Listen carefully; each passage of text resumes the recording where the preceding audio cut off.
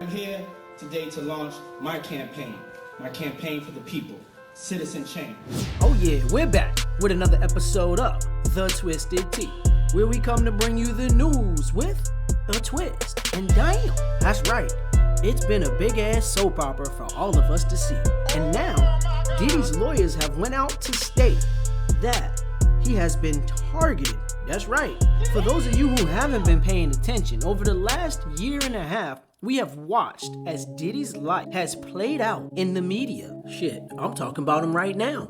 Now in this, Diddy has gone on to say that he feels as though they are trying to hit him with the Mann Act. See, the feds are interesting. Who served the search warrant? Homeland Security.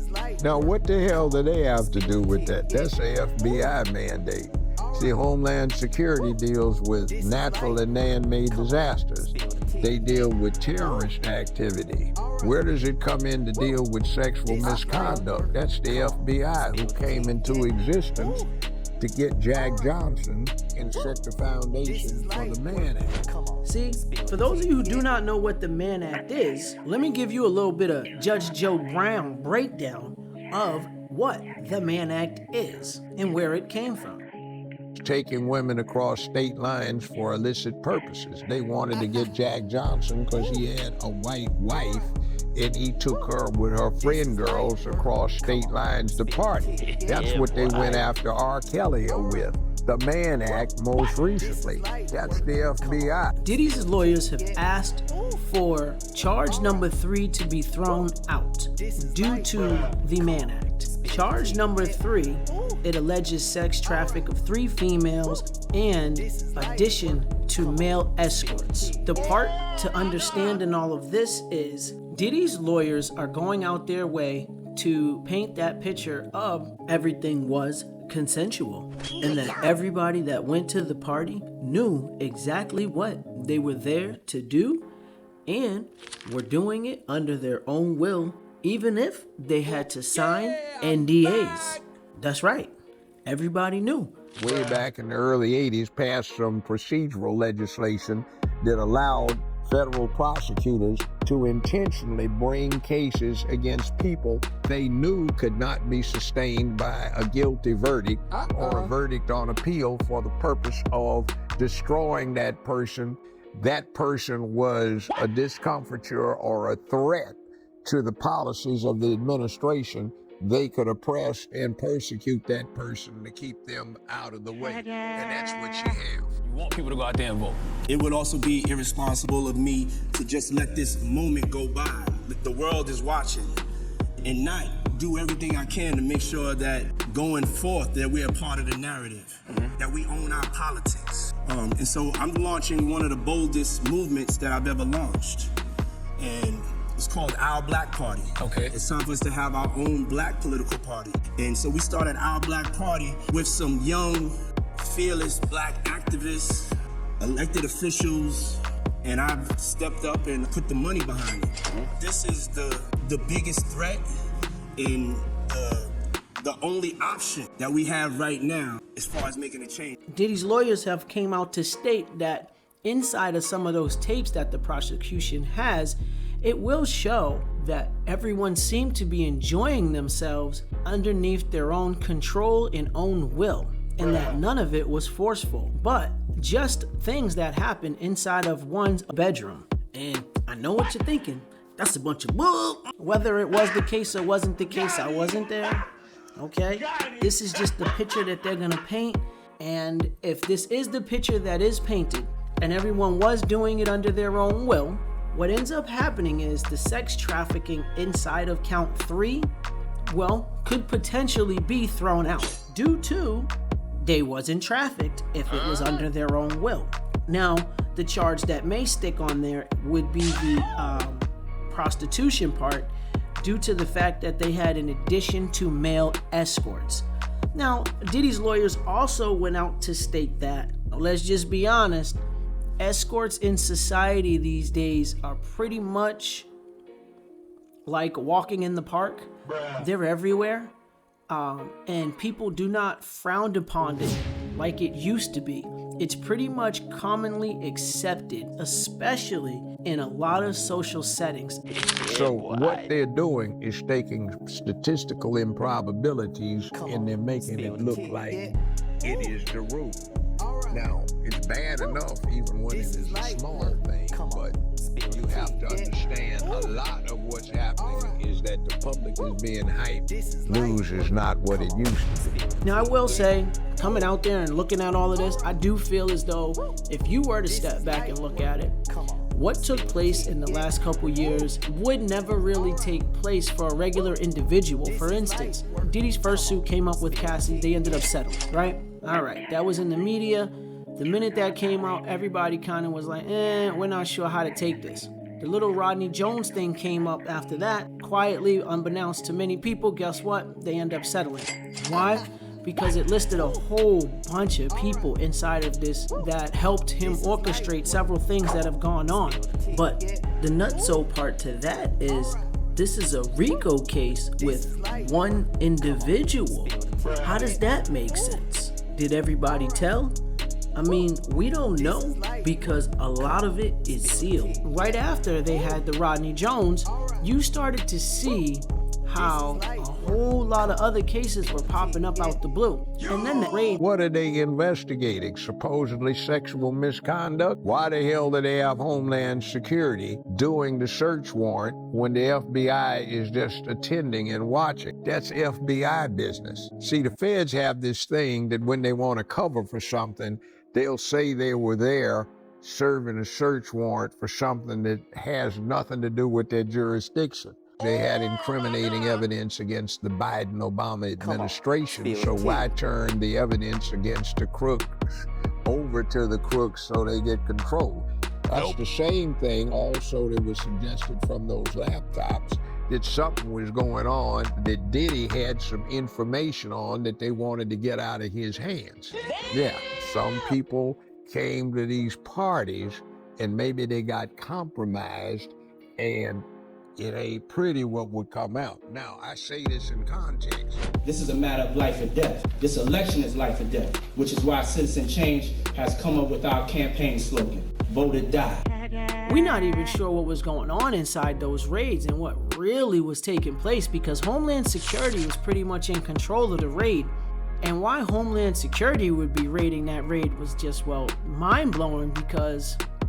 let's say this. Something else is going on. They didn't raid, they searched with a warrant his premises on the West Coast, right? They searched his premises on the East Coast in Florida, right? On the same property that the premises was located that they searched in Florida, he had a second mansion. They didn't touch that one. Why not? And when they walk out of there, they got a small trash bag and they have a medium-sized cardboard box. What was it they seized that would fit into those items? I have a sneaking suspicion from my background in criminal defense that what they seized was some evidence that was very incriminating to other people. Now, after they seized the evidence, they had no probable cause to arrest him on any crime. We don't really know what was found in those raids. We also know that the first prosecutor that came out, well, when the presidency was starting to shift, that prosecutor, even before they could finish that, already left office and was out because he was working hand in hand with the Democratic Party that was inside office at the time. All right.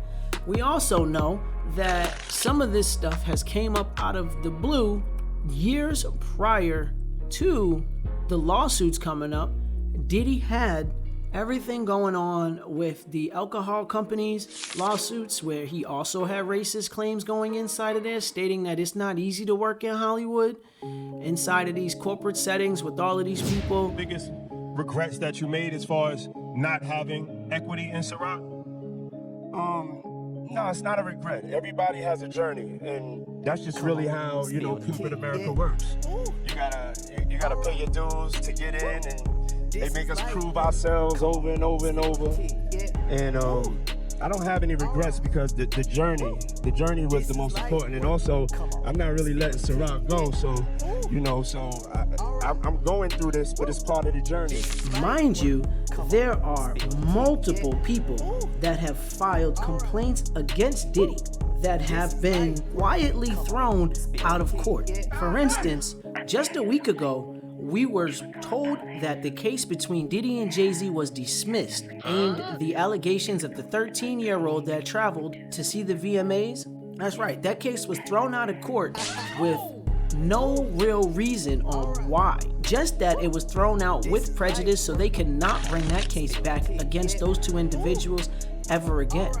Which leaves me to question some of the other things that may have gone on with the lawyer Bugsby, whom was representing the 13-year-old. You see, days after finding out that the situation was beat in court, you would think that it was a big win, talking about how that case was dismissed. But the media has yet to really shed light on that, and instead went out their way to shed light on the fact that Cassie, whom everybody seems to think is the star and lead witness of this case, well, is pregnant. And let's just be honest, all right? It's a funny time for them to put that in the news in the middle of what is going on. And you know, don't take it the wrong way. I hope that she's healthy. I hope the baby's healthy. But in all honesty, no one cares. Nobody cares that she's pregnant with her third child, because after the first one, we stopped throwing parties for people. It's just the way that it is. It is just the way that it is. All right, after your first child, we clap it up to you. Your second, your third one, good luck. No one cares. I'm more concerned at the fact that Diddy's team of lawyers is filing the Mann Act. Oh yeah. Citizen Change is a nonpartisan, nonprofit organization that will educate, motivate, and empower the more than 40 million youth and minority voters, also known as the Forgotten One. You know, I started in 2004 when Vote or Die, and this is the evolution of that thought, of that empowerment, of that independence, of us taking self-accountability so we're not caught with our pants down like this election. Right now, we're not gonna get nothing. We caught with our pants down. We're not organized, we're not ready to really take this on. What they're trying to do is get evidence on somebody else and give the person they're getting it from a cover so nobody comes back on them, or they're trying to find something that hooks them up so they can coerce them into being a witness for the federal government against somebody the feds want. Now, what is the connection that you get? I went through the experience of politics. I played the game with the Democratic Party. The people that I went and campaigned for, after they got elected, I don't feel like they really did anything to change the reality. And one of the first people who the Mann Act came out about, like Judge Joe Brown said, was a boxer. So they were using this on people who had taken prominent roles in society, not your average everyday individual. So yeah, other than Jack Johnson and Chuck Berry, there were a few other individuals whom was also called out that the Mann Act had been placed on. Now, the Mann Act was used to target African American men who was engaging in what people called immoral conduct. That was related to the times. And well, if I must go into detail of the times, let's just say at that time, black and whites didn't coexist in a lot of places. I will say though, in the beginning of all of this playing out, after the first few incidents that had hit the media, I kind of questioned where they were going with all of it and why.